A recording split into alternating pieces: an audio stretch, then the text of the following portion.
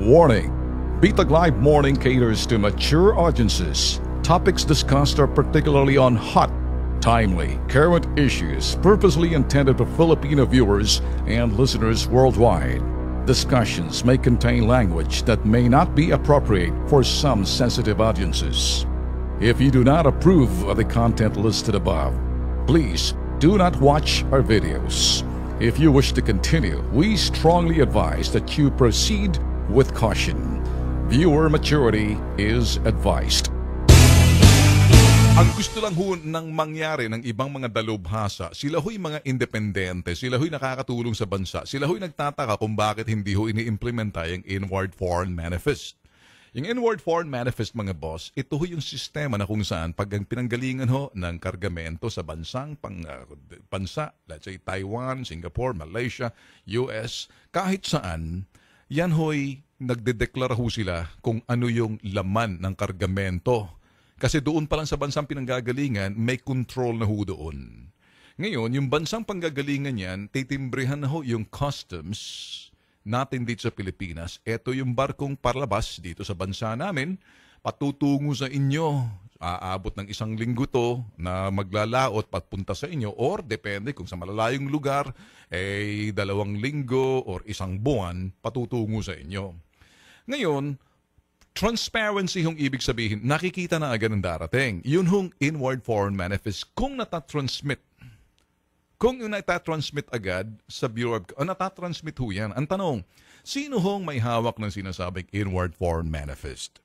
Sa Bureau of Customs lang ho yan. Ang problema ho, simula ho yung mga ibang mga pangulo, ayaw ho nila ipakita, ayaw ho nila ipamahagi para makita for transparency yung Inward Foreign Manifest, yung transmittal nitong mga sinasabing dokumento at kargamentong parating sa mga sektor ho ng ating, sabihin ho nating iba't ibang sektor, agrikultura man yan, sa anumang mga bagay na mga lalong-lalo na agrikultura. Kasi mga boss, kung itong Inward Foreign Manifest, nakakalusot kasi hindi ho nilalabas, hindi ho ini-implementa, hindi pinatutupad ho ng ini-enforce ng Bureau of Customs na madali naman, klaro ho dyan, mahihirapan hong smuggling kasi bansang pinanggalingan yan, hindi naman putok sa buho yan, basta't pumutok na lang sa gitna ng laot, parating na sa atin, hindi ho po pwede.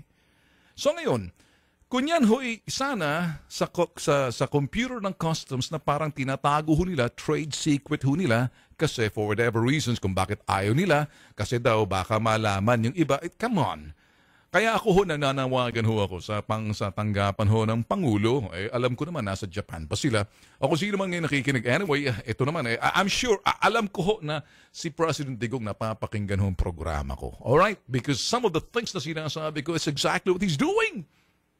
And without saying this, without betting, I know that he's listening and I know that he can listen doon sa mga ginagawa ko ho. Kasi nagkakatugma ho yung mga sinasabing analysis. And I can read an analysis doon sa mga ginagawa. Although, I have to accept na malapit ho kami mga Tulfo brothers sa Pangulo. Ngayon, I will be lying to you if I will not say this, unfiltered ho yung aking mga sinasabi.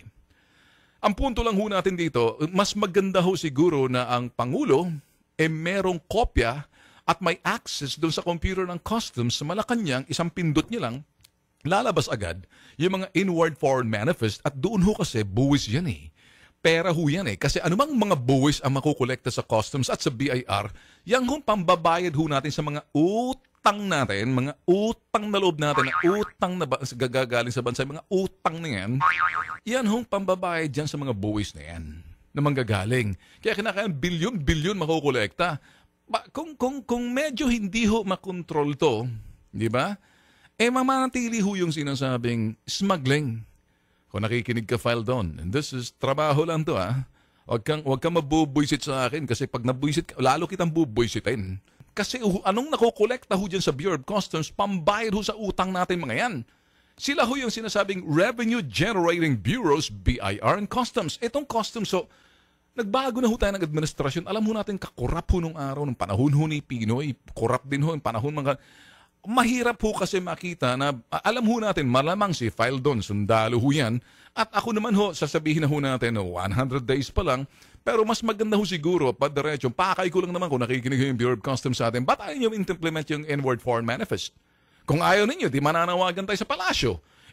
Ano kaya mga bossing, i-text nyo na lang sa Pangulo 8888 para na sa ganun na bakit hindi siguro hashtag 8888 inward foreign manifest. Implement inward foreign manifest. Para mas maganda na ho yan, para pag pumasok ko sa 888, alam na magkaalaman agad. Ngayon, hindi na ho kinakailangan. Hey, 8888, di ba? Inward foreign manifest. Hashtag 8888 inward foreign manifest. Ibig sabihin, isuplong yan para malaman ng Pangulo nang sa ganun, maimplementa. Ngayon, pag na-implementa na ho yan, sunod ho sila lahat sa marching order ng Pangulo. I-implement nyo yan.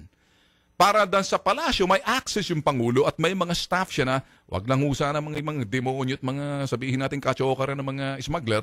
Kasi ang Pangulo wala na hong inaatupag yan kundi i-implement nyo yan. So pag nakuha ho ng Pangulo yan, wala na hong magawa yung mga putok sa buho na yan bagkus ay sumunod na lang.